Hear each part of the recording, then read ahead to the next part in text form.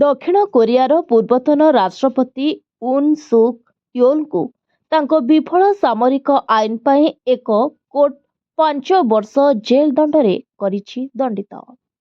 ୟୁନ୍ଙ୍କ ବିରୋଧରେ ଅଭିଯୋଗ ମଧ୍ୟରେ ଜାନୁଆରୀ ମାସରେ ତାଙ୍କ ବିରୋଧରେ ଗିରଫ ପରୱାନା କାର୍ଯ୍ୟକାରୀ କରିବାରେ ଅଧିକାରୀମାନଙ୍କୁ ବାଧା ଦେବା ପରି ଅଭିଯୋଗ ରହିଛି।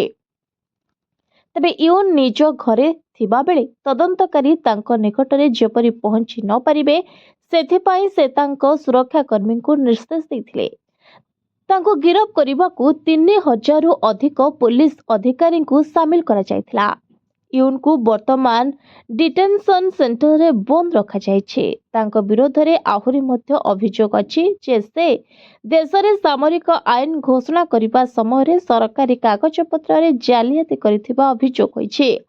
ଅଧିକାଂଶ ବିରୋଧୀ ଏବଂ ରାଷ୍ଟ୍ର ବିରୋଧୀ ଶକ୍ତି ଦ୍ୱାରା ବନ୍ଧା ପଡ଼ିଥିବା ଦେଶରେ ଗଣତାନ୍ତ୍ରିକ ବ୍ୟବସ୍ଥା ଫେରାଇ ଆଣିବାକୁ ସେ ଯୋଜନା କରିଥିବା ୟୁନ୍ ଦାବି କରିଥିଲେ। ଏହା ବ୍ୟତୀତ ୟୁନ୍ ବିଦ୍ରୋହର ମାଷ୍ଟରମାଇଣ୍ଡ ଥିବା ଅଭିଯୋଗ ସମେତ ଅନ୍ୟ ଅନେକ ମାମଲାର ରହିଛି। ତେବେ ପବ୍ଲିକ୍ ପ୍ରସିକ୍ୟୁଟରମାନେ କୋର୍ଟକୁ ଏହି ଅଭିଯୋଗରେ ତାଙ୍କ ପାଇଁ ମୃତ୍ୟୁଦଣ୍ଡ ଦାବି କରିଥିଲେ।